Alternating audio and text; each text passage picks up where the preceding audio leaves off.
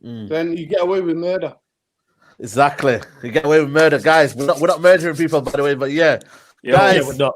We're gonna get clipped, we're bro. not. We're gonna get clipped. Don't get clipped, bro. You know what that was. Guys, what's happening, people? Essentially back with another podcast 108. Again, man, we shout out to everybody in the journey that's following the journey. You know what I'm saying? Each and every time. You get me? We've got the man in the building. We'll start off with a radio man them, Flawless and JB. What are you telling them, bro? Good, man. Blessed, man. Glad to be here. Thanks for having us on another show. You know what it is. Happy times. Yeah, man. Big up for having us, of course, man. It's always a wonderful following day when we beat Liverpool in it. To me, they're always the number one up. So beating Liverpool is always wonderful, you know what I'm saying, in the manner in which we actually played well. So yeah, man, I'm happy through to the FA Cup 5th round, still top of the league. Good stuff. You know what I'm saying? Come on, man. Good stuff. You know what I'm saying? JV, what are you telling them, bro? You good? Yeah, man. Blessed, man. Blessed. Nice day. It's a nice day. It's a nice day today. You know what I'm saying? It's a nice day today. You know what I'm saying? The snow and that, nice atmosphere and that. Yeah, man, I'm loving it. Yeah. Come on, man. It's cold out there. It's cold, it's you cold, know what? Tell you. It's cold out there. It's cold out there. Kids were throwing snowballs at me today, bro. I was like, yo, listen, watch them snowballs, lads. You know what it was. Aaron, how you doing, bro? Everything blessed in the dunya? Everything blessed, bro. The brothers have said everything I wanted to say. Do you know what I mean? So there's nothing more to add. But I am going to say JV's right. All of us live up here in Manchester. Yeah, it is cold today. Cold. Not going outside unless I'm going to the shop to buy stuff. But nah, not stepping outside. But I'm good, man. Life's good. You know what I mean? The boys have said it. Top of the league, through to the 5th round of the FA Cup. Beat Liverpool. It's like, nope. Don't try to hear. Nope. Beat Liverpool. You know what I mean? Life's good, bro. Life's good. Life is great at the moment. Life is great. Absolutely, man. Absolutely. Really visual. Yeah, relay visual saying, let's top boys Ollie in, yeah. Hold on that thought, you know what I mean, for a bit. You get me? We'll touch on that soon. You get me? But Noradin, how you doing on this cold, sunny Manchester day? I've been out and about, bro. So it's hands are all tight together, man. You know what I mean? You've been on your bike again, yeah? Yo, these East African jeans ain't ready for this weather, innit? You know what I mean? Never ready for this weather. It's never ready for this weather. Anyway, I feel vindicated. I'm happy because I feel vindicated. Because what Ollie did last Sunday at Liverpool was a fraud. That was a fraud what he did. So this week, he went back to basics. Football is simple. Don't overcomplicate it. And I feel vindicated. More you doing this, Don? You feel blessed out there? I'm good. What's happening? Yeah, man, we're good. We'll start off with you, Musa. What's your reaction to the Frank Lampard sacking before we start this podcast? Boy, Frank, I don't know, man. I just, like, they're 5 points off 4th, yeah. He spent 200 million in the summer. He's got a lot of new players to gel.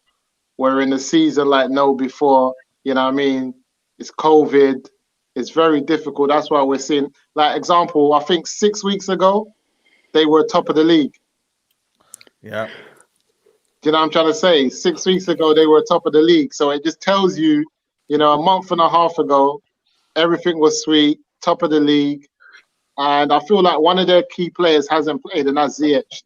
Ever since Ziyech got injured, they just haven't been the same team. And I'm like, a lot of people say, well, they bought a lot of players, but I'm like, if United get a Bruno injury, are we going to be the same team? You know what I mean? So I just feel like that's a good question. You know what I'm saying? Getting sacked in a COVID year where it's difficult. You've just spent 200 million in the summer. Like, you know what I mean? I don't know. I think it's a bit too early for me. I don't know. Can I just say something? How you feeling? Yeah, go on. I think I'm gonna have to disagree with Musa, respectfully. You know what I mean? No, listen. I think he shouldn't have been given the job in the first place. I feel like he's in this football manager business, if I can call it that. I think one thing you cannot do, because as a player you can get away with it when you jump stages. But I think as a manager, you can't get away with it, because if you jump stages or you skip stages, certain stages in your managerial career, at the end of the day, it's going to catch up with you. And I think that's what Lampard has done. I think Lampard... Shout out Tony Pulis in the chat. Yo, looking for a job. I think Lampard was good at where he was at Derby. He was doing a decent job. Got them to, was it the playoff finals? Was it semi-finals or finals? I think it was finals. And then they lost to Villa, innit? Yeah. They lost to Villa. He done a good job. I think it would have been better for him to stay there for maybe 1 or 2 more seasons, and then make the jump to a mid-table Premier League club, and then make the jump to a top Premier League club. I think the fact that it was Chelsea, he believed in his own hype, he followed the gas, and he just left. That's what I believe. But I think he jumped stages a bit too early, and obviously, you know, he's got the family backing as well. Like, let's not look over that. Do you know what I mean? He's got man like Uncle Harry. Do you know what I mean? Making them phone calls. So you can't deny that. So I think at Chelsea, there's a lot of things he's done that were questionable. His decision, in terms of personnel, the formations, the chopping and changing, and not playing plays based on merit, but rather, doing the favoritism thing. And I've always said, at one point, I said 3 managers for me. Yeah, I think it must have been around October. At the time, it was Oli, Lampard, and Southgate. I said the favoritism thing is going to be their downfall. And Oli came through, Southgate came through, but Lampard got the sack. And I called it from day one. I said the favoritism thing is going to be the end of him. Do you know what I mean? It's going to be the end of him. But you know what? He made his bed. He's going to have to lay in it now. Do you know what I mean? And 100%. Looking back now, it makes sense why he made Mason Mount captain yesterday. Exactly. He had the Materazzi moment at the car park, man. I posted it today on Instagram. I'm telling you, man, he had the Materazzi moment. That's You know what I mean? No, really, is this a harsh sacking for you? Or do you feel like, you know what, man? This is what happens in football, man. This is the big decisions. Rather than structure. You talk about structure. No? Yeah, Chelsea got structure. Chelsea brought in decent players, but sometimes in a weird season, you can bring in too many players. And one of them got the COVID. He's had problems. He had key injuries to key players. I think they're Bruno's Pulisic. For me, Pulisic. Last season in the FA Cup final or semi-final, I don't know what it was. It was a semi-final last season. They were absolutely tearing apart Arsenal, and he got injured. And all of a sudden, Chelsea crashed. So, you know what? On the whole, I think Frank done well. Obviously, if you want to put some context on it, I'm the man to put that on. So I'll even it out how it was. Frank came in inexperienced. Chelsea have got bare people in the back room who are helping there. New manager comes in. So the first season, his permit was blood the youngsters in. Chelsea had 30 man on playing all over Europe, all over the world. Bring some of them back. Get blood the young players in. And the Mounts, Reece James, who else? The Scottish kid. Gilmore. Yeah, Gilmore. And there's a couple of other players that he's bedded in, right? Obviously. Abraham. Yeah, Abraham. And the guy was a Sakari. The guy who was a centre-half. Tomorrow. Tomorrow's gone to AC Milan now. Yeah. So he fell out with him, but he bled it. So that's what the job was entitled when they had a transfer ban, yeah? So they were on a transfer ban because they do too many naughty things, Chelsea. Like sitting it, cooking and everything, cooking books, got curry goat like nobody's business with their owner. And sorry to cut you off. They give a backhand. They got it reduced. They got the finger ban reduced. So that was his remit for the first season. Second season, he gets the players in. For me, I'm on Musa's side because I say it. It is a weird season. It's COVID doing the madness. And for me, I just think, I said a month ago, 6 weeks ago, he was on top of the league. Liverpool were top of the league only 2.5 weeks ago. And now they're, fourth or whatever they are. And I kept saying to United fans, we're 2 losses away from being where Chelsea are. So this idea of me getting giddy and all that, I have to look at this level-headed. I think they could have given him till the end of the season. because you don't know what could have happened. The only thing I know, one thing I know about Chelsea is this, yeah, that their owner has directly phone calls with some of the players. And the thing that, big up young Don. I remember, yeah, when Philos Boas was at Chelsea and Frank Lampard, after he got sacked, came out, was like, you know what, maybe he's too young. Maybe this job's come too quick for him. And I like the irony. Like, you know what I mean? I know the owner, Chelsea owner, goes to the training ground when he was allowed in this country. He's not allowed in this country anymore. But, don't worry about that. My man's got drones and everything like that, spy cameras. My man is on everything thing, no matter what. You know what I mean? My guy knows. But then, put that in the context, we're talking about Chelsea, guys. Chelsea, when you get the job, you know what's crack-a-lacking. You know what's going to happen. It's going to be good night Vienna sooner or later. That's who you are at Chelsea. My guy, since he's been in, if you don't do what he wants you to do, arrivederci, ciao bella, nebat. You know what I mean? He'll tell you. What was that last one? He'll tell you. Somali. No, the one before that. The one before that. 7, 8 languages. He will tell it to you. That's the thing about Chelsea owner. He will tell you goodbye in 6 or 7 languages. Arrivederci, ciao bella, nebat gelio, do svidania. That's what. So the idea. The only reason why men are losing their bits now, throwing their crap at saying, Frank, that's our Frank Lampard. Get another player. You know what? You just said, Logan. One second. English, bro. One second. You said using the plot. One second. You said he probably told him to leave in different languages. Yeah. I bet you he did it in English with a Cockney accent. He was like, "I see you later, mate." He's probably like, "Frank, see you later, mate. You have to go." But what does that tell us about the Chelsea board? That being 5 points off fourth with someone like Frank Lampard in charge, they take shots. Like, what does that tell us about their board and the rest of us? Very ruthless, bro. Very ruthless. People are losing their pot because he's English. He's English. You know what I mean? The next generation of great managers. I'm sorry. You knew when you went into Chelsea job, you know what's crack-a-lacking. But see, United don't pull it. United are not pulling the trigger if you're 5 points off fourth. They're not pulling. No. Man United, I'm telling you now, Man United, in the history, in the last 30 years, I was in the last 30-something years, Man United don't pull trigger. The only trigger Man United pulled was Davy Moisey because he looked like he was lost in the headlights, man. Rabbit in the headlights like that. Telling man, what? It's like that, mate, in the light.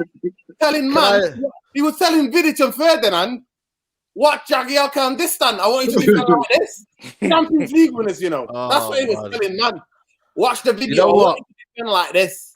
I think for me, it's a bad situation, man. You know what I mean? JV, man. I think, you know what? This is probably a kind of a bad thing for the clubs, man. I know Tuchel isn't the greatest manager in terms of, what he did at PSG, but you know what? It's better than Lampard.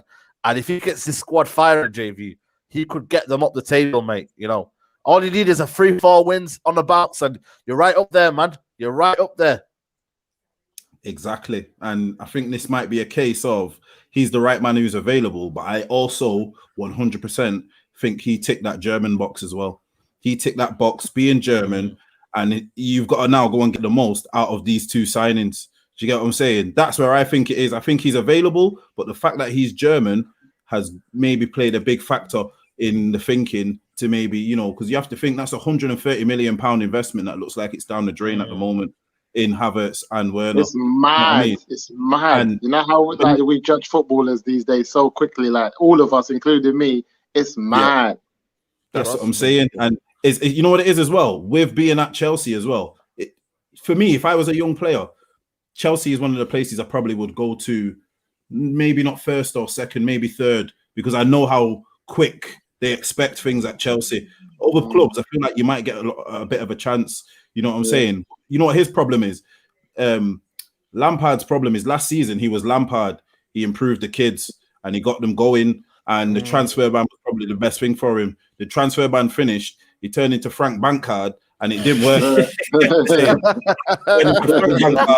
It didn't work, bro. It he couldn't do nothing with the players. You know what I'm saying? Wow. Saeed, Frank Bankard, you know. edit that title. Oh, You have to my edit that. I'm about days. to You have tweet to that right edit now. that, bro. You have to, bro. Oh my God. Man, if you say their defense ain't been this good this season, but then you look last season and say Tomori was one of their best defenders, and you've just loaned him to AC Milan, that doesn't make any sense. Do you get what I'm saying?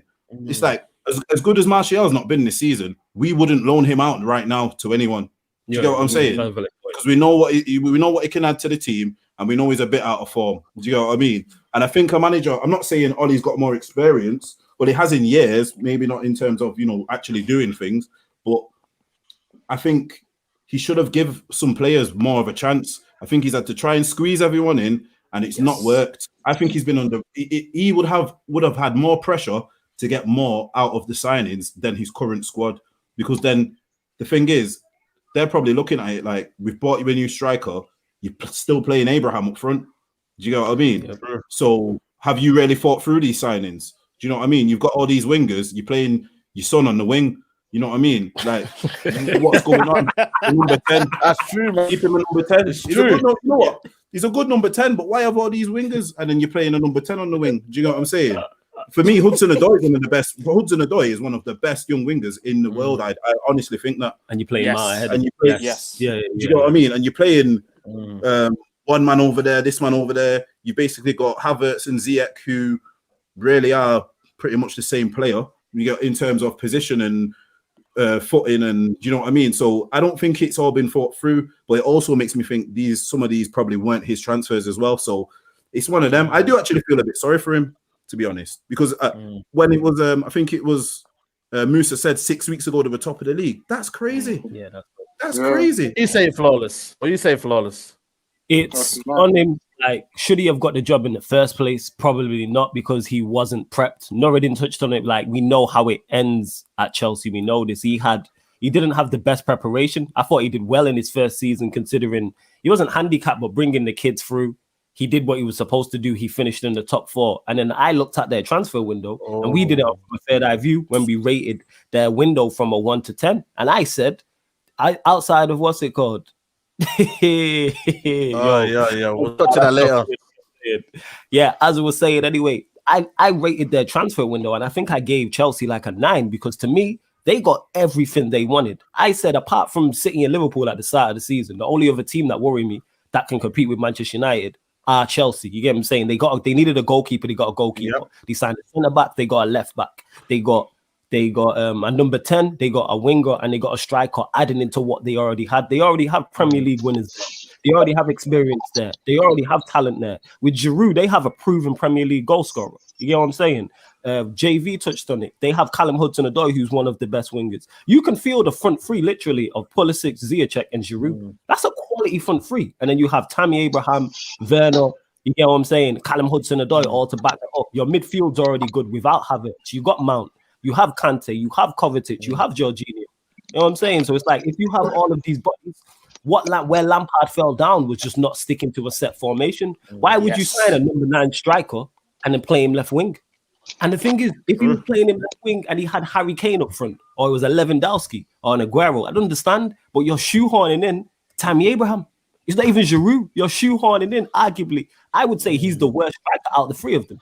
But yet you're playing him and playing Werner out wide and playing Havertz on the wing and Mount on the wing. So I understand why he was sacked. And at the end of the day, it's a model that works for Chelsea. In the last 15 to 20 years, they've won every trophy possible. This is their model. Whether you think it's right or it's wrong, it works. So this is why, if I'm a Chelsea fan, I am not concerned or worried about it at all. Not worried about it at all, because they are always, I think since Abramovich took over, they haven't gone more than 2 years without a trophy. They're always 12 to 18 months away from some form of trophy, whether it's Champions League, Europa League, Premier League. Facts. So I hope they get Tuchel in, because I don't understand the hype with him. Because I think with a serious manager, they do bits.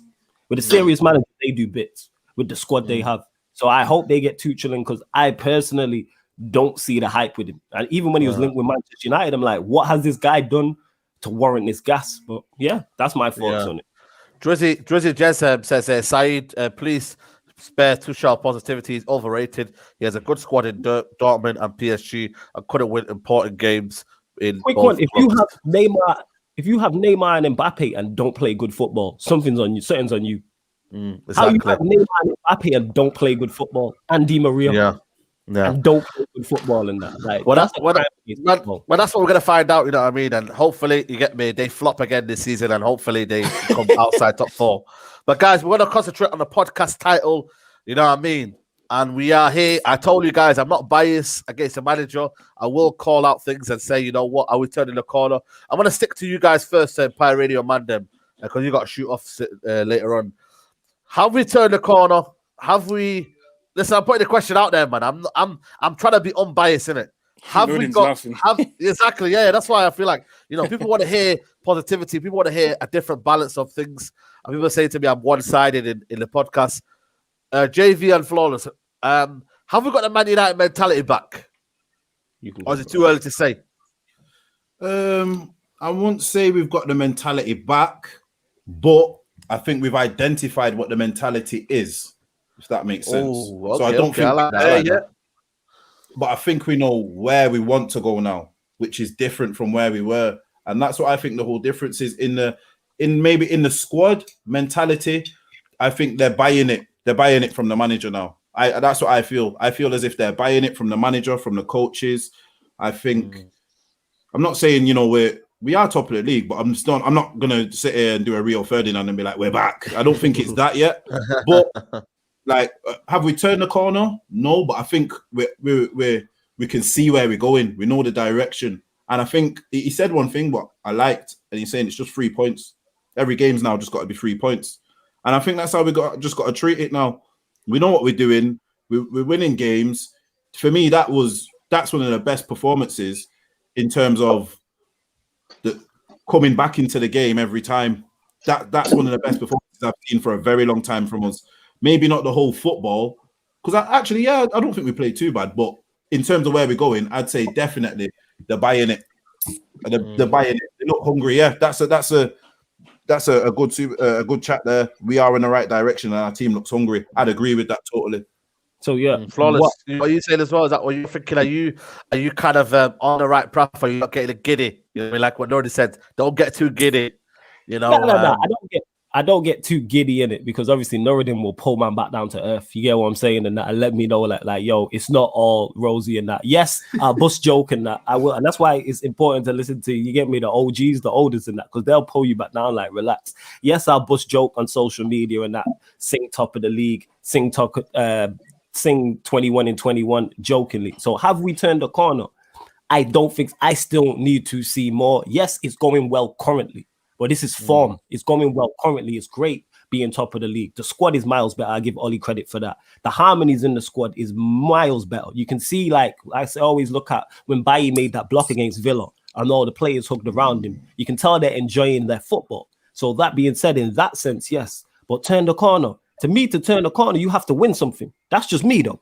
You know what I'm saying? Form is all well and good, but you have to win something. You can't just be 20 games into a season. And people forget as well. When we got beat by Arsenal, yes, we all laugh about Troops. We all laugh about it now, what Troops was saying when he was like, you man are 15th, 16th. People forget we were 15th, 16th at that time when we got beat. And that's only November. So we're talking about only in January. It's 2 months. We're talking about Lampard being sacked. Lampard was top 6 weeks ago. So you people are quick to get carried away in that. Like, what did he say? Form is temporary, class is permanent. Is this manager, this team class? We don't know yet. Is the form good? Yes, but we've seen this before. We've seen us have great form under Ole Gunnar Solskjaer before. We've seen us have terrible form. The terrible form was at the start of the season. Like I said, we were 15th, 16th, and half the fan base was complaining, and rightfully so. Okay, we've turned it around with the talent we have, but also context is key. The rest of this league is trash in terms of quality. Let's keep it real.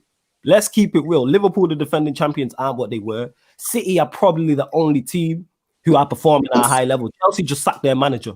So 2 of the 4 teams who finished in the top 4 with us, one of them just sacked their manager, and the other ones are in 5th and 6th. You know what I'm saying? City are flying. Aston Villa, who survived on the last day of the season by a point on the last day, are fifth, sixth, and have 2 games in hand. So if they win them 2 games in hand, they're point off top.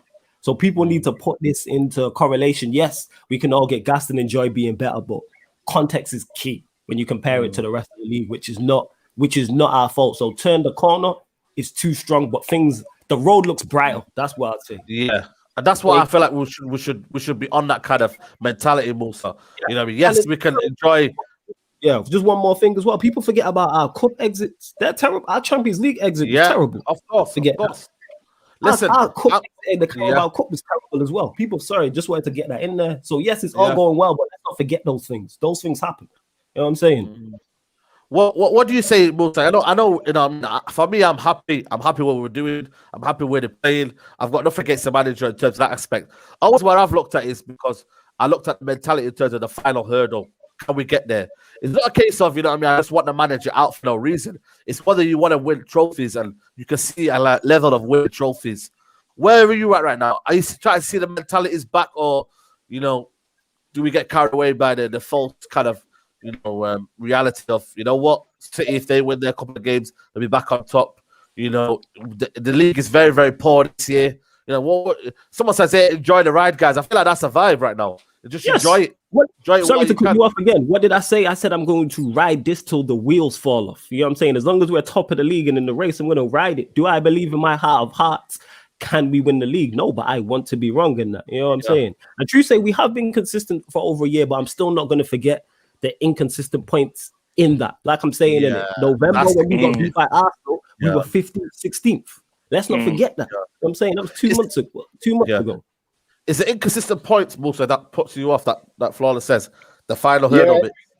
I was before, like, I'll tell you the truth. Before, my inconsistency concerns were more about how consistent City and Liverpool were. But after seeing the madness that they've put up this season, I'm more than confident that United can win the league now. And that was because before, I doubted Liverpool's inconsistency. I was thinking, nah, they're not going to fall off. But the numbers they've put up, this is why I said that last week we played Liverpool the reputation rather than the team that was in front of us. And I also said as well last week that the next team that plays Liverpool is going to beat them because they're not going to show them the respect, because they're not going to play them off the back of who Liverpool are. They're going to play them for the Liverpool that was in front of them. So the team that turned up in front of Burnley, that man said, nah. Something's going on here. You know what I'm saying? And then they put in a shift. So again, I think Ollie over the weekend realized that. And I think Ollie said something in his post interview, which kind of encouraged me, was that Liverpool, he said that he was happy that we were able to play in a system that we want to play against the top side. So, and he said that we normally set up to counter what they're going to do. But he goes, yesterday, I played how I wanted to play, and I didn't really worry too much about them. That was what he meant in his comments, saying that normally we've been playing lots of different formations, and we play these formations just to stop the other team from playing, whether it's a big team. Because yesterday, playing against a massive club, a massive team, we were able to just play our football and not worry too much about them.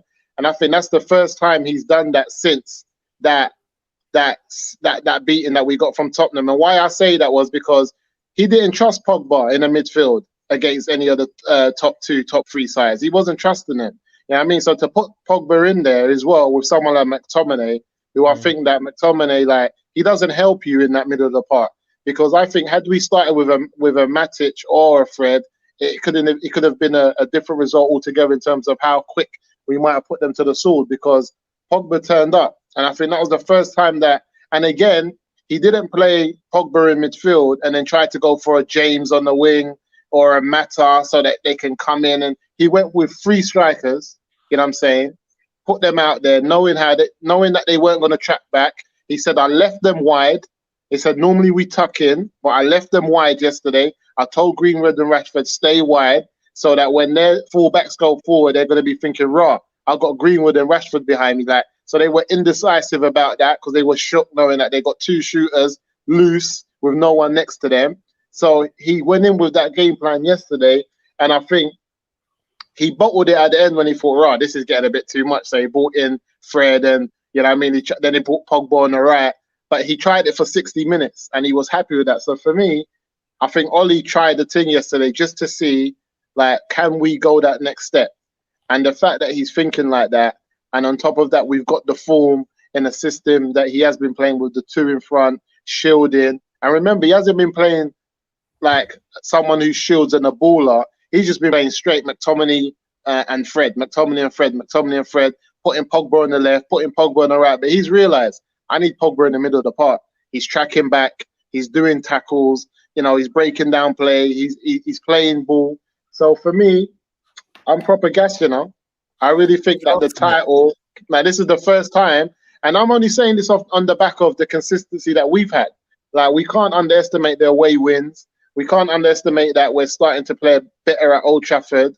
You know, we can't underestimate that the fact that Liverpool are having a bad season. And for me, Man City are good, but they're still beatable. Where before, you know, Pep's Man City 2 years ago, it was just madness. You know what I'm saying? So for me, I just feel like we're going up, whereas people have been coming down. You know what I'm trying to say? And I feel like we're like in about third gear. If we look at the players that we've got and the ability of the players that we've got, Man United still in about third gear, man. We've just came out of second. So absolutely. We've got 400 people, guys, watching, guys. Please get the likes up, people. You know what I mean? Share the video and also subscribe to United Central, man. We've got a couple of super chats before I come to you, Aaron. Was this start bad to lack of preseason like City? I think so as well. You know what I mean? There wasn't any kind of a preseason available, you know, so I feel like it did kind of make a lot of people, you know, match rhythm wasn't on point. Rashid's pass and Mason finish was pure class. Aaron, are you gonna give what do you think in terms of what's happening right now? Do we get excited, or do you just think, you know, because a lot of people saying, but get excited, get behind the process, you know what I mean, and really back what's happening right now. But sometimes, you know, is it gonna be all, you know, is it? I mean, if we all just dance around and not see the reality of things, you know what I mean, that kind of egg on your face, mate, might be the biggest one ever, mate. You know what I mean? You're on mute. My bad. I think we made that mistake. I agree with you. We made that mistake before we played Arsenal. We were happy that we beat Leipzig and PSG, but we were too happy. We didn't see what was coming. We didn't look ahead. So now, yes, we're on a good run of form. Yeah, what? Right, Pogba's form in French. Yes, we're on a good run of form. We're winning games. We beat Liverpool. But we still need to be focused because, you know, every time we play Arsenal, for some reason, they seem to turn to prime Barcelona and then beat us. So we need to make sure we stay focused. Obviously, we got Sheffield first, so we need to focus on that. Just take it game by game, man. Do you know what I mean? And just ride the wave. Just we know what you've been waiting for incoming. Big up Stroh. Big up Stroh in that. I don't know. I don't know what I was going to come on singing You'll Never Walk Alone or something like that. Yeah, something like that. Yeah. Don't sing that here. Don't sing that here, bro. Yeah, we need to take this. For sure. We need to That's what hold that tight. Strong, my boy. He's funny, mate. He's a funny kid. That kid. I got nothing but. But you guys, I've got a quick question, guys. Are you guys still as nervous as you was before watching United? No. Because now I'm not nervous. First, bro, let me answer the question. It's vindication time, mate. The show should be raised. Vindication, man. Bloody hell. Show, mate. That's what it should be called. So I remember having the chats with Aaron and Saeed when they were all like, "There's Ollie throwing the kitchen sink and everything." At Ollie, I'm saying, boys, we don't have no preseason, boys. This is a bit weird. We're not even that match fit. I remember watching United when I really saw how unfit we were. It's when against Brighton, and I just went, "Oh my gosh!" When I seen Brighton create 25 chances against us and hit the record 5 times in the one half, I think, or throughout the game, I thought, "Whoa, there's something going on here." Either Ollie's lost the players or the fitness has got an issue. So happy to be vindicated for that. Obviously, United had to find the up to speed. And then, obviously, dilly-dallying, try to force. The only thing that I criticized him, what is he saying? Read this out for him, Aaron. He's saying, that's right, Aaron. Prime Arsenal next week. Only issue, we are not consistent. I have a crap manager. Well, who do you want as manager? The thing is, you know what I mean? Brendan Rodgers. I think with Arsenal, Yeah, no, That's what he wants. Nah, I was just saying he wants Brendan Rodgers in it. That's what Zane's Oh been yeah, saying. he's a big fan of Brendan. Yeah. Just before you go, I don't know. I was just saying, with Arsenal, I think the first game, they've got some sort of quality, but they don't have as much as we do, innit? I think this time, at the time, we didn't have no preseason, Nodin's right. We were off form. The players looked tired. All these things. Now, everyone is literally, their mentality is on a different level. Everyone is on this winning mentality. And I think with the quality that we have in our squad, it's just going to be too much for Arsenal, bro. I can't lie to you. Saeed, can I just say, so that one first, vindicated on that one, the fitness. I told people, calm down, things will level out. Why can't we get giddy? Why can't we get giddy? Number two, I was on here last week around the same time, and I told you how that was the PE teacher's assistant tactics at Anfield, and I got vindicated again. Now, if we didn't beat Liverpool yesterday, we might as well call it a day. It would have been an absolute travesty if we did not beat Liverpool yesterday. But the fact that we're all on our nerves like that, biting every nail, because you know who's at the back, you know who is defending at the back. You know what? Calamity, Duncan number 1, Duncan number 2. You get United, the only club in the world that get one respect on his name. Harry Beckenbauer, man. Listen, he's the and the Iceman, in it. Respect on the name. Fridge and the ice pot. Listen, what you more like an ashtray made than an ice? What are you talking about? That's what I'm saying. So yesterday for me, Liverpool play a youngster in midfield and in the attack, and then they play another inexperienced midfielder, and then Ollie obviously went back and got the proper PE kit. You know what I mean? It wasn't as he got promoted. You know what I mean? And then became the actual coach and manager, and then put Rashford in his right position. Am I right? When people are telling me, yo, you got a bit too intense, man. What are you screaming about? That's a good point. Got vindicated again. Because Musa's there. Musa said it as well last week that Liverpool will get beat at home this season. And we missed a chance. So vindicated all over. But yesterday, if we didn't beat Liverpool, that would have been an absolute travesty. They're decimated by injury. The makeshift centre half is not even playing. Makeshift. So if we didn't play, so am I supposed to get giddy and hyper about this? I'm sorry, I'm not. The reality is, with Maguire and Lindelof, Man United are not winning a trophy. Mark my words, you've heard it here first. With those two partnerships at the back, Man United are winning jack. Because for you to win a trophy, you have to be able to now and again leave one-on-one with your defenders. Leave the attackers one-on-one. You must be able to do that. We don't do that. We have to base it, man, all day, every day. And that's why when we went with them, and you know the funniest thing as well, Klopp takes off the two players that were getting through our midfield and playing boss.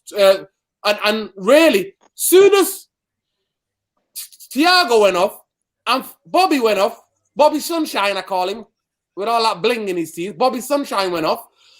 Soon as they went off, United must have thought, thank God for that. Thank you so much, club. Thank you so much for that, mate. Give me a breather. Because Liverpool couldn't create nothing after those two went off. So he realized it is thinking, this game's gone. I've got to go and get something at Tottenham. You know what I mean? I've got to go and do something. So what am I supposed to get giddy about? What am I supposed to ride? What wave? When we got two calamitous guys at the back. Saeed, I'm not criticizing Maguire. Maguire had a decent game yesterday. But when you got my guy next to him, he turns into Bambi as well. One of them's Bambi on ice. The next man becomes Bambi's brother. So you're not getting giddy by this. Is this what you're saying? I'm not getting giddy. 2.5 weeks ago, Liverpool were top of the league. Where are they now? Chelsea, 6 weeks ago, we're top of the league. Everybody was saying Chelsea's to win it all. Chelsea's still in the Champions League. Chelsea's just go through to the 5th round of the FA Cup. And no man sack a manager. But at least they gave him the money, they backed him. But the only thing that I disagreed, going back to Chelsea, what Stroh and everybody, what JV and Flawless and Aaron and Musa said, they didn't buy him a commanding centre-half. Thiago is a good centre-half, but he ain't the centre going to be there for the next 5-6 years at Chelsea. And when you haven't got your defence settled, you will always get found out when you're young and inexperienced. And I'm telling you now, this is a warning. Most people might think I'm going crazy. If Ollie don't sort this out, what did Frank started to do? Have favourites in the team. He started flawless, went into it, having favourites, playing his son and all that, whatever he is, that kid, making him captain, doing what he was doing. If Ollie doesn't stop that with McTominay and the Lindelof in this world, them playing all the time, then Ollie will get found out. I'm telling you, our defense is suspect. Mo Salah has not sniffed a goal. He's not had a sniff, mate. He's not had a... Yesterday, boom, boom, see you later. Got 2, though. Could have got a hat-trick. He should have had a hat-trick. Stroll's there still biting his nails, mate. He's still thinking he didn't sleep last night. Thinking about that hat-trick goal. Stroll, are we back, Stroll? Sorry, by the way, never really sleep chat. What happened to Aaron's boy, Thiago? Man is dead, got all the hype for nothing. I think that's a bit too harsh, man. You know what I mean? You have to give time. But I do think that, I don't know if it's what Liverpool needed, man. Liverpool needed a creative midfielder. Yeah, exactly. Living in the moment. Sorry to cut you off. That's a prime example of living in the moment. And that's talking about Manchester United's form of they turned the corner. Thiago's still a quality player. Just because it's not quality player, Liverpool. Bear in mind, he's only been there since what? The summer since August. We're in November. I don't know. I don't know if he's played double figures in terms of, and this is me defending a Liverpool player. Like, relax. You got to give these things time and that. That's what it is with Ollie. Yesterday, I was like, it was. Listen, I was scared of him all game. I'm telling you, I was thinking, thank God he went up. When him and Bobby Sunshine went up, I was like, thank God they went up. I know. Getting through was then. Stroll, are we back, man? Stroll, are we back? Are we back to the mentality? Is the Man United mentality back, man? Come on, Stroll. You live in Stratford, man. You know you can give us some promo, man. Come on.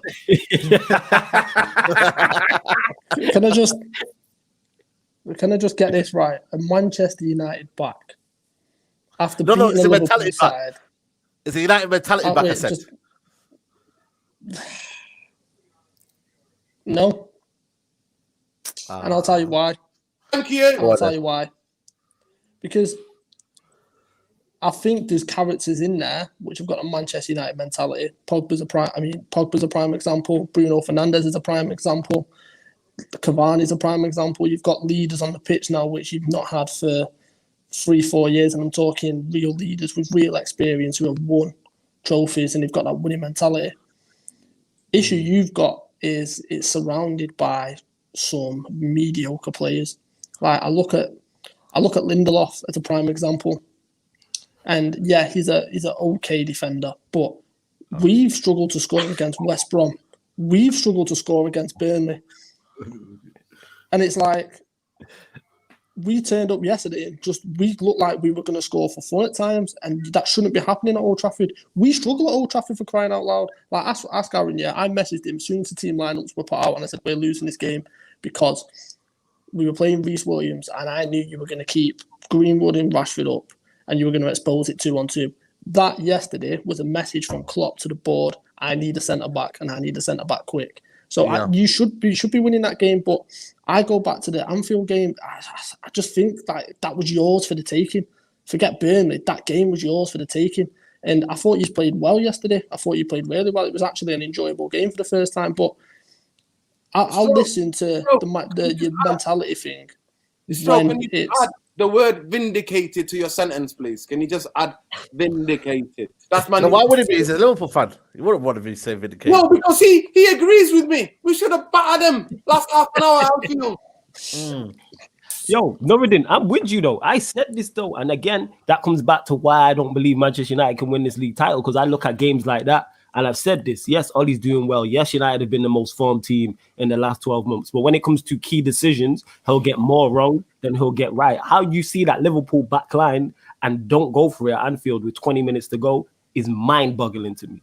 You know what? Mind-boggling. You know what, though? I will honestly sit here right now and I will say we have enough quality to win the league.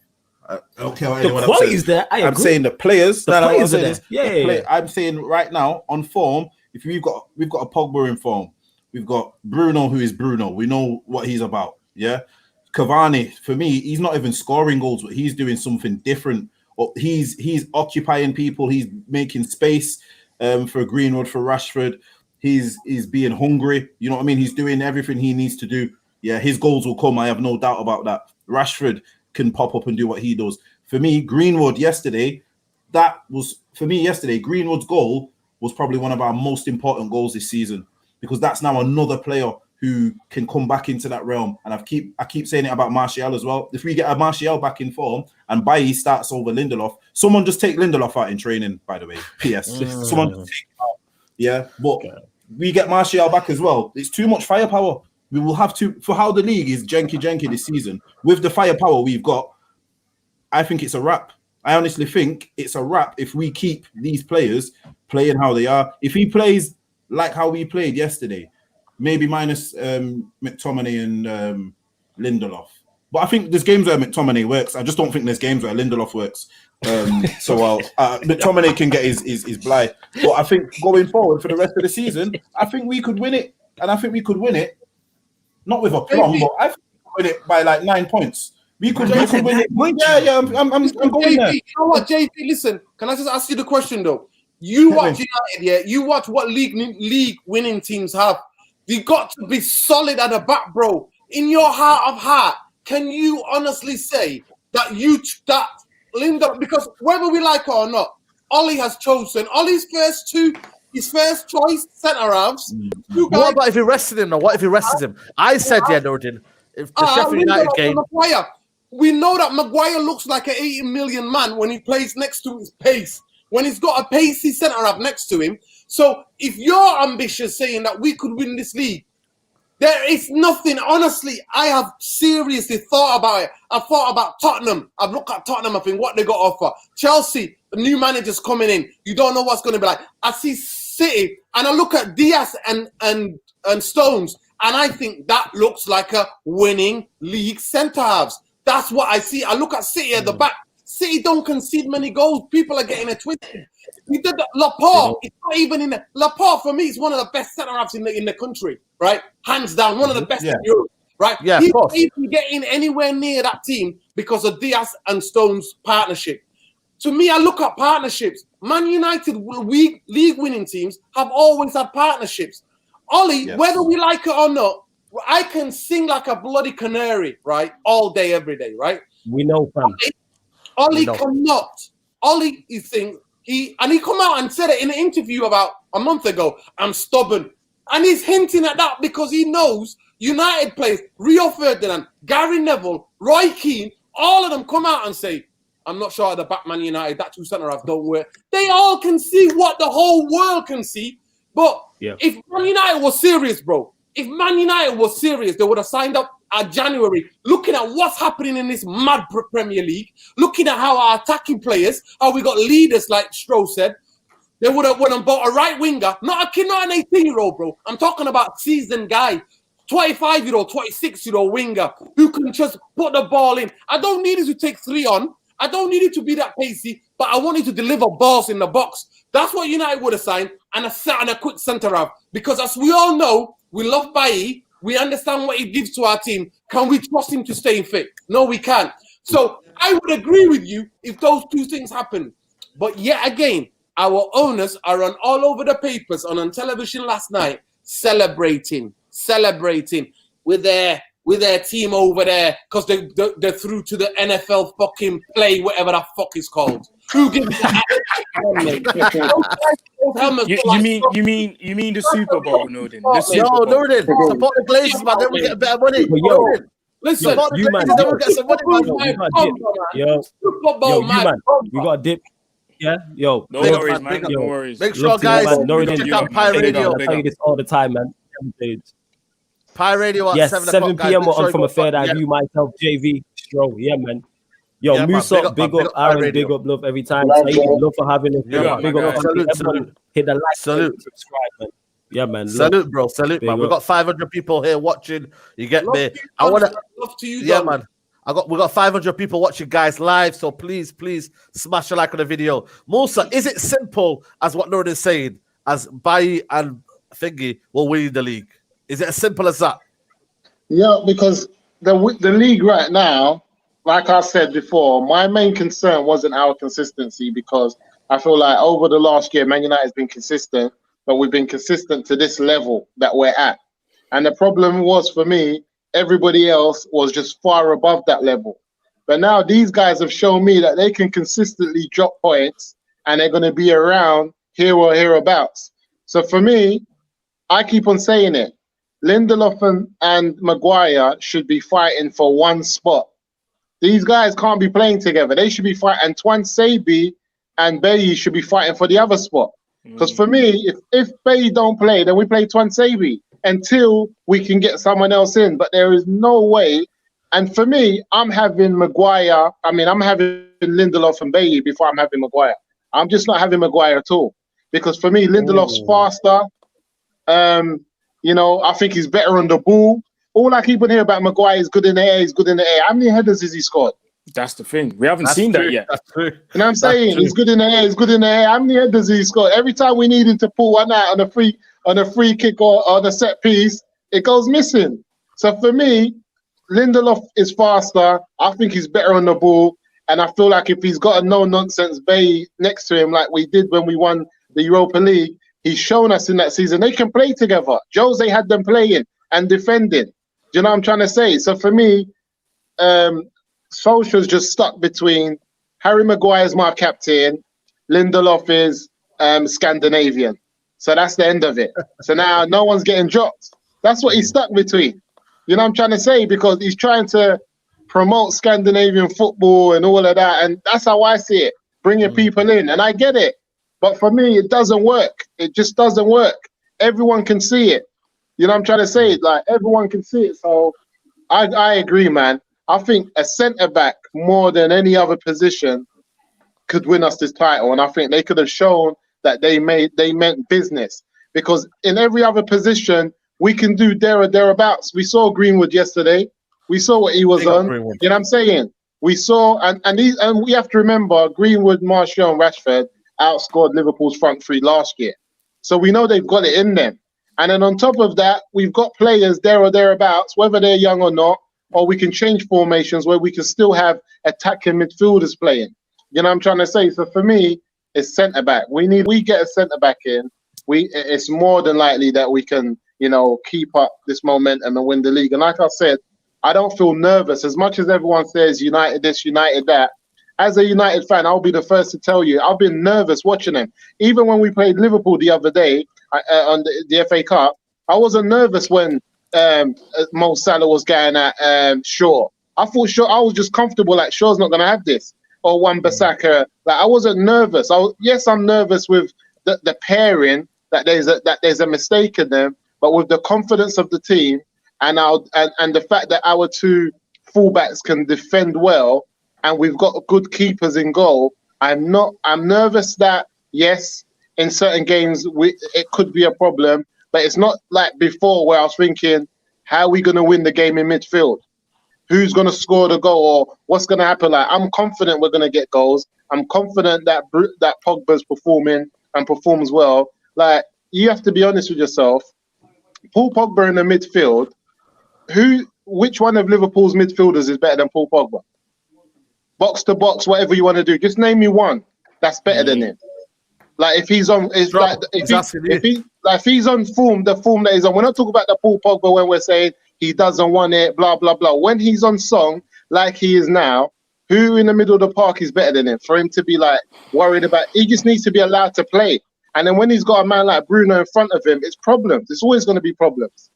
So I just feel like United just have to be real, because I know if Klopp had these players, it would be a different story. If he had a Bruno or a Pogba, it would be a different story, because he's a different level of manager. And again, I don't want to get at Oli, but I just know that Klopp knows what he's doing in it. And that's why, even though Liverpool are in the situation that they're in, how far are they off the top really in this bad spell that they're having? You know what I'm saying? How like, what competitions have they really been knocked out in the big ones? Are they still in the Champions League? You know what I'm saying? Are they still in the Premiership title race? Yeah. Are they going through one of the worst spells they've had in the last couple of years? Yeah. But they're still thereabouts, and that's because of the manager and what he set up. But that being said, and not even somebody can take what 8 first-team players out or something. This is what I'm trying to say. And that being said, it's an opportunity then for somebody to take advantage of that. So for us to take full advantage of that, and I think we're in pole position to do that, because we're at top of the league at the end of the day. we should get a defender like Norridin saying. I think a defender, and there's still time, or maybe there ain't, but who knows? Aaron, what do we need, Aaron, to kind of for you to say, right, we can fully kick on for the rest of the season? Because you remember, you got Europa League in there, Thursday, Sunday. That's for me, that's the biggest factor of them all, mate. Just mentality-wise, you know, to go Thursday, Sunday. It's a big kind of, you know, distraction, man. Whether you're playing your first 11 or not, it's a big distraction. You just don't want to be associated to the Europa League.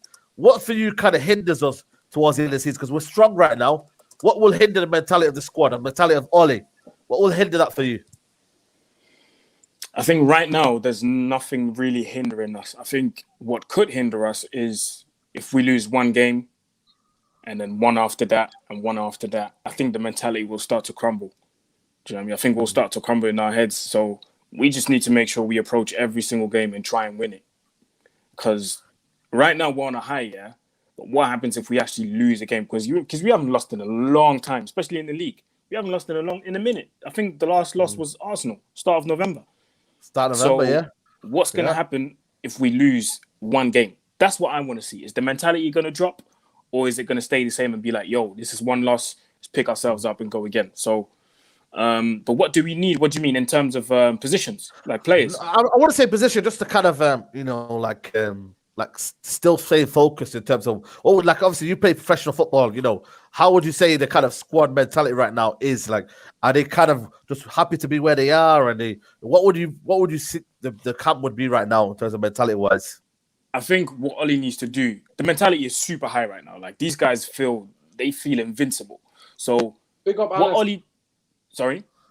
So just saying big up Anis. Anis just made a comment saying that we're locking in. Yeah. So what Oli needs to do right now, everything he's been doing since that last loss, he just needs to keep doing that. Keep everyone happy, give minutes to whoever needs it, rest whoever needs rest, and just keep the atmosphere, the good atmosphere in the dressing room. Just keep that. Because I think if any sort of negative vibe enters the dressing room, it's done. So Oli just needs to make sure whatever he's doing, I don't know what it is, but just keep doing it. Keep doing it. Keep everyone happy. Play whoever you want to play. Chop and change if you have to. Because I don't like it, but it seems to work. So just keep doing it. Do you know what I mean? So I think that's what it is. We just have to the vibes in the dressing room just have to remain positive. Yeah. Sure. Obviously, you won the league last year. Unfortunately, you know what I mean. How for you, Man United? How do you keep doing it? Like, how did you keep doing it? I know you're the manager, but you know, do you think Man United can keep doing it and doing it and doing it? Like, you know, to the end of the season, sustaining that kind of, because we're not playing to our full maximum, by the way. If we were playing to our full maximum, I think we'd blow the league away. But we're still not playing to our full maximum in terms of being like a 90-minute team. We're still, you know, in moments or whatnot. See, what do you think to kind of, you know what I mean? I mean, for full capacity, I agree. I think Manchester United are in the best position they've been in a number of years in terms of where we are currently at the moment, where City are. And you can say that full capacity for a full 90 minutes, that's the same to us in City. So for us, you've got to really capitalise on what's going on and around you. For us last season, if you look at it specifically, interviews were a key thing. Henderson was key for this, he never once got carried away. His title was done. Everyone knew it. We hadn't mathematically done it, but it was a case of, no, it's the next game. And it's just having that focus of, let's win this game, then we move on to the next game. You don't overlook anything. And I think United have started to do that really, really well this season with regards to, no, let's just focus on this game and let's not get carried away, because if you get carried away, you take your eye off the ball and then that's it. And then you end up losing a silly game. But United by far have got one of the best squads in the league. It's just, like Aaron said, and from a management point of view as well, it's so difficult to give minutes to play to every player. You can't please everyone. It's all about how you keep hold of that dressing room and how you manage that dressing room. And this is a big test for Oli, because I mean, if you look at us as an example, Lovren never ever played. We brought him in the derby and we won 5-2. Shaqiri was exactly the same. Lallana came on and scored the equaliser at Anfield. At Old Trafford.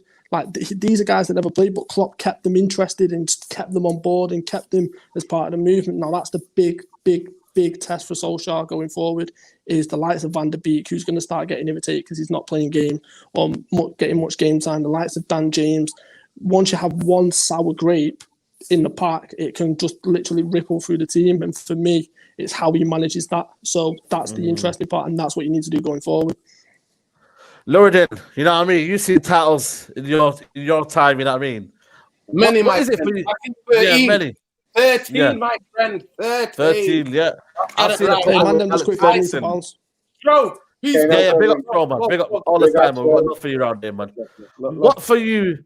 I know you're talking about like certain stuff, you kind of, but what is it for you that's hindering you, man? Like, why? What is it for you that you think, you know what, man? I don't buy into this, man. Bruce Pallister, Stam Johnson, even Henningberg was good. Even David May had good games. Vidic Ferdinand. That's my answer. That's a shorter way of answer, but I'm going to break it down for you, Saeed. Not more than once. I'm going to break it down. Man United, we're riding the coast of a wave at the moment. Yes, the resilience is there. So aspects of coming back in games when we're down, there is a bit of a team unity for the first time in a long time. We can see that. I think maybe in the last 7 years, 8 years, there is a bit of togetherness. I thought that first season when Jose came and we won the Europa League and we won the League Cup, I thought there was a bit of togetherness. There was a spirit, obviously, because there was leaders. So obviously Cavani, Pogba getting his tails up. Bruno obviously is a natural leader. Harry Beckenbauer at the back, when he plays with the pace, he looks good. He looks like a leader. But when he doesn't play with pace, he just looks like an average donkey. You know what I mean? And that must be said, because this is like day and night without pace. Maguire without pace next to him is like day and night.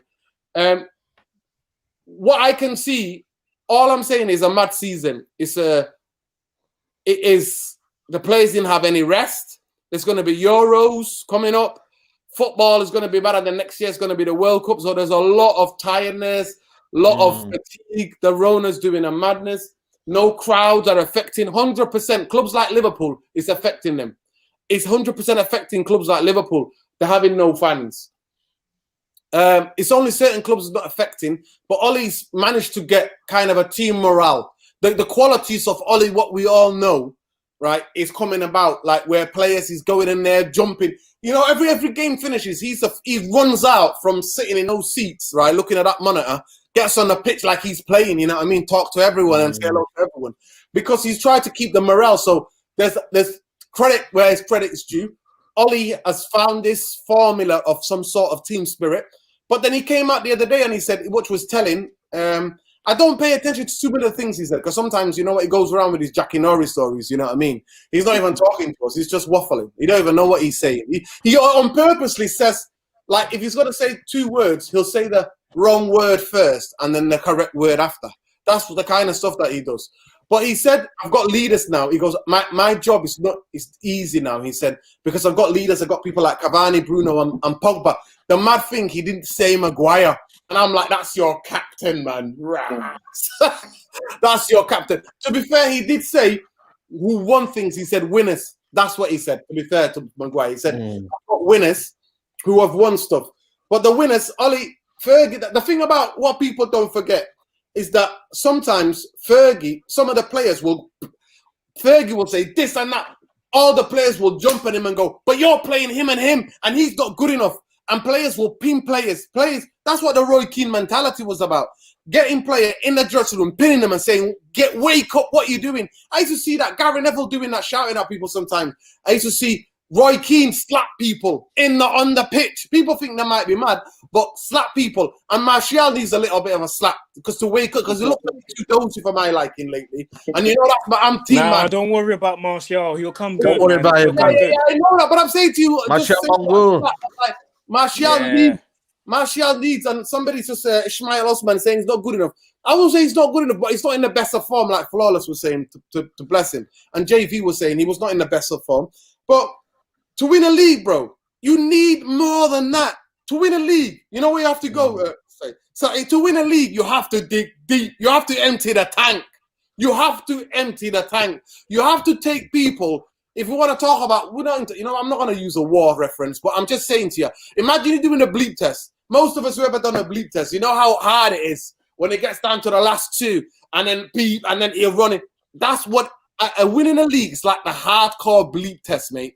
And if you haven't got people there who are gonna willing to stick their neck, their head on for whatever ball that comes in the box, that know the basics of defending the corridor, I still do not trust. If anybody came up to me and said to me, right? If anybody came up to me and said to me, how you beat Man United, I just tell them, put the ball in the corridor. If Maguire and Lindelof are playing, more at least 3 times in each half, you're gonna get goals. And I've explained it on this podcast again before. I'll do it again for any new viewers who are tuning in. Corridor is where centre halves earn their bread and butter. It's where they earn their winnings. It's where they earn their money, mate. It's where they hustle. It's either 6 yards from the goalkeeper, if the goalkeeper is on his line, or 7 to 10 yards. It's that corridor. And if you are a centre half, if you're left-sided centre half, balls coming across on the left-hand side, you have to be alert. You can't be on your toes. You've got to cut it out. If it's on the right-hand side, you got to do the same. Do I fancy Lindelof and Maguire to do that for the rest of the season? It will be a miracle. And I'll be happy to print out those words that I said. Then United can't win the league with those 2 guys. I'll print it out on a Straightjacket podcast. I'll eat the words. I'll literally eat the paper. That's what I will do. That's what I will do if they showed me and they say, you know what, we're going to win the league. Because I'll be happy. I'm happy to eat all papers. But Man United, at this moment in time, we don't want to get too giddy because we've been in the doldrums. And it's a tendency for us to get giddy, but we all got to keep our feet on the ground. Like Aaron said, like Musa said, live up 2 losses and you're in 6th, mate. 2 losses, 4 losses, you're near Arsenal, bro. That's what you're. 3 losses, you're next to Arsenal. So it's just all of these things can happen still. And Man United have got it in them. And what was worrying me yesterday, actually, is the spells in play where Liverpool just scored the 2nd goal. We couldn't get hold of the ball. We were shaking. We would have scored the 3rd. I was like, what the hell is going on here? That worries me. I was Musa, it's like they lost it. They lost it. And that there, it doesn't go away that easy, bro. It doesn't go away that easy. It doesn't. And that's why, for me, I've been very, very kind of skeptical of, how much progress you want to give down to in terms of, keep going and pushing and pushing. You have to find, that kind of balance. Just kind of, end this podcast. How would you say we can push on from here now? What would you say Man United need to do now to push on? Is it a transfer? Is it just keep it simple, Ollie? Fletcher do his business. I think we gotta sort out who's playing next to Maguire, man, because the reality is that football is a game of 2 teams. Yeah, every team's gonna have a moment, an attack, and like we're seeing with City with Stones and what's this guy from they bought in Diaz, is that when teams do have their moment and attack, these guys clean up. And that's the difference as well. Like Liverpool are going to have their moments. And I feel like our partnership was at fault for both goals yesterday. You know what I'm saying? They were at fault for both goals. And I feel like if we have a good partnership, which Bailly being one of them, yeah, teams are going to have their opportunity at goal, but they're going to clean up. You know what I'm saying? And when the defenders clean up, it's the difference, because it's not going to be a one-sided game. You just kill them off. No, they're going to have their moments. Every team's going to have their moments during a game. And the problem we have, when teams have their moments against our centre halves, we get shook. That's the problem. You know what I mean? So I feel like if we can bring in Bailly and sort out his partner with Maguire or whatever, then I think we're going to have a good, we're going to be able to continue what we're doing and play well. Because listen, we can score goals. We can play in the middle of the park. You know what I'm trying to say? But we need to sort out when the team's having their 10, 15 minute spell in the game and they're trying to create and they're trying to be in the game, what are we about at the back? What are we about? And that's it for me. And that's it, man, Aaron. You know what I mean? What are we about, man? Are you kind of hoping that Man United, Sheffield United coming up, Arsenal coming up, these kind of sticky games, man? I've seen it before, man. Sheffield United might be the bottom of the league, Aaron, but one kind of result, one kind of, kind of flip on the coin can change it all, Aaron. You know what I mean? It's crazy, bro. One little result, man. Because Sheffield United, I know they're dead team, but, Arsenal, they're dead, but they beat Chelsea 3-0. Or was it 3-1? Out of nowhere. So we have to keep the mentality and stay humble, man. Stay humble and stay hardworking. You know what I mean? Absolutely, bro. That's true. So we just have to make sure we win every single game, take it game by game, and we try and make sure we win it, bro. Because this league can change in 2 seconds. Do you know what I mean? We started, remember the last match day, we had 3 league leaders, bro. We started the match day with Leicester being on top. Then City won their game. They went on top. Then we won our game and we went on top. So it can all change in one match day. So we just need to make sure we win all of our games, bro. Yeah. No, then, man, we're going to be on another run, man. You know what I mean? Let's keep it going, man. You know what I mean? Let's keep the positivity going. Sheffield United. You know what? I'm all for it. I'm all for it, actually. I'm getting a bit too involved because United are good and I'm excited. And that's why I'm more passionate. I know. You know what? I like that. You know what? I would laugh. And that's why I'm being super critical because I've seen this before, bro. I've seen it before. I'm lucky enough. I'm one of the lucky ones. You know what? I grew up, Man United was just starting, boom, boom, boom, and next minute we take over the world, bro. We took over. We shook everybody. And I just look at Ollie and I'm like, you know what? And you know I've been there through the hard times. Well, now when things are going well, I've got to be hard on him because he's still making decisions that I wouldn't make, like having favourites. You shouldn't have no favourites. There should be no favourites when you got a squad like Man United.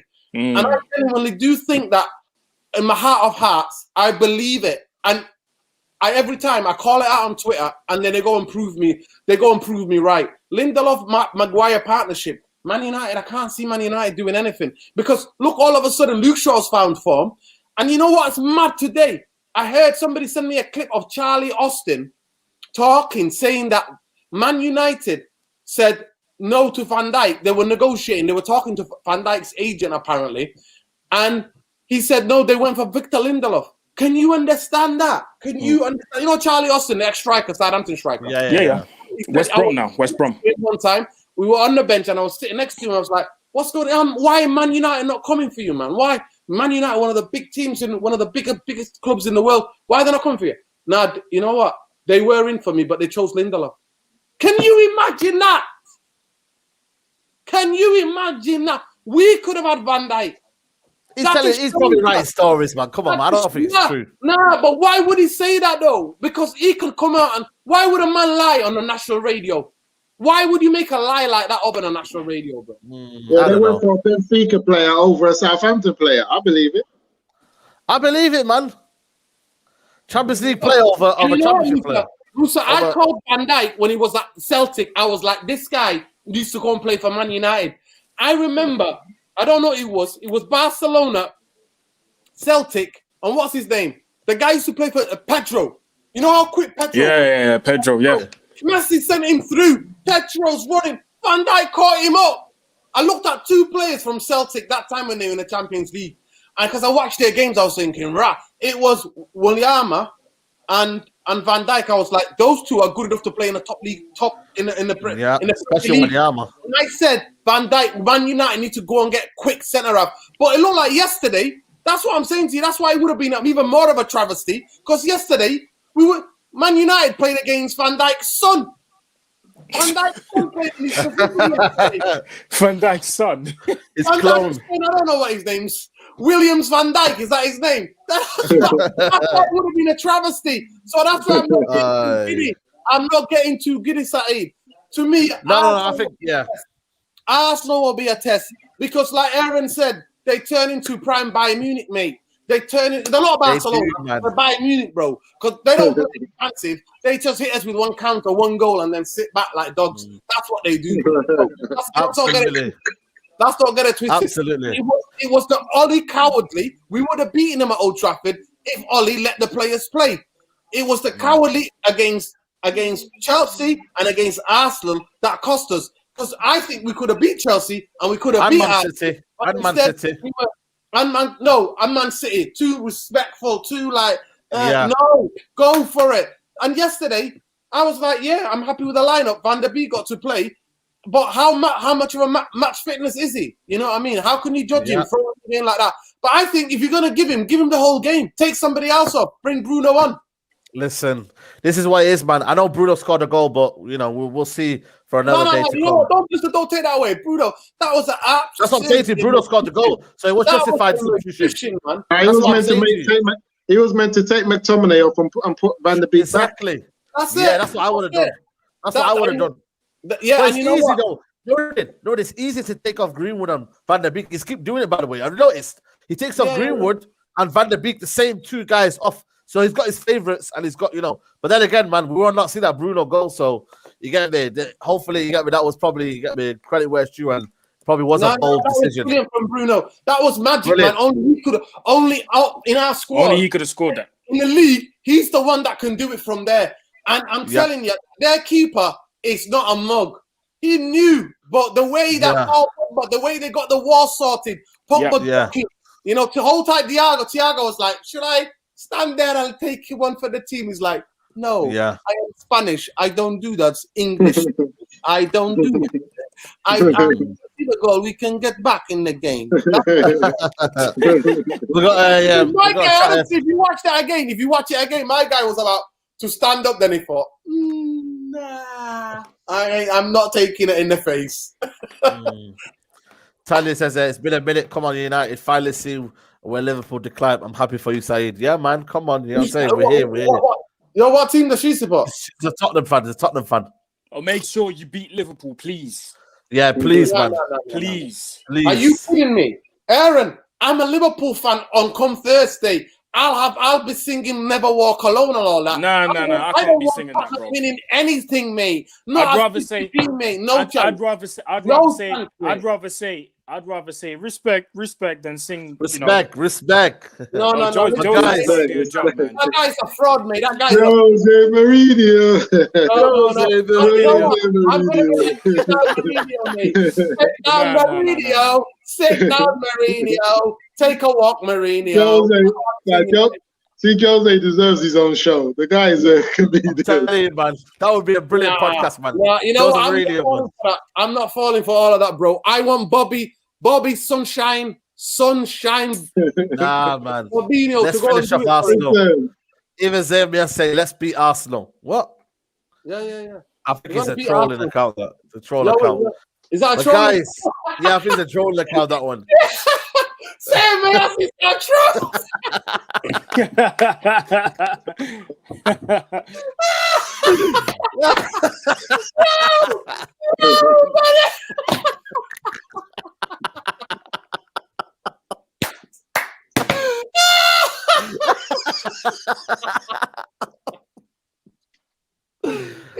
He's a man. Yo, that's how famous, man. Man, I say it, man. You got impersonators, man. He's mad in the dirty. Listen, Musa is mad in the dirty. We're gonna leave you on that one, guys. Make sure you, by the way, check out the Mad in the Dirty podcast. We talked about mental health and all that. You know what I mean? So it's a very good one, man. I enjoyed that. Yeah. If you haven't watched it, me and Musa, we delved into mental health and whatnot. We're gonna do more episodes on that as well. We'll invite some guests on there, you know what I mean, and we'll talk about different things about mental, because we are in lockdown, people. So make sure, look at what we're doing now. We're laughing, we're having a joke, man. So Vibes FC Vibes FC, man. You know what I mean? Big up to everybody in the building. We had 600 people live throughout the whole video. So big up to everybody who tuned in. Shout out to the Flawless and JV on Pi Radio. Go check them out right now. They're gonna be live in half an hour. Check out Stro as well. You get me. He'll be on Pi Radio as well. Hopefully live with them as well. Aaron, let me know where the people can find him, on people. Yeah, man. Mr. Aaron UTD across all socials and my YouTube channel. I'm just over 500 subs away from 10K. So if you haven't subscribed yet, make sure you do that. Get Aaron get Mr. Aaron UTD, man, and get on there, lads. Subscribe quicker than you say hello, Gran. You gotta do it, mate. Quicker than you say hello, Gran. Exactly. That's how long it takes, bro. Hello, Gran. Boom. Tap that. Hello, mate. Gran. There you go. We've got Nord in the building. Let people know they can find you, bro.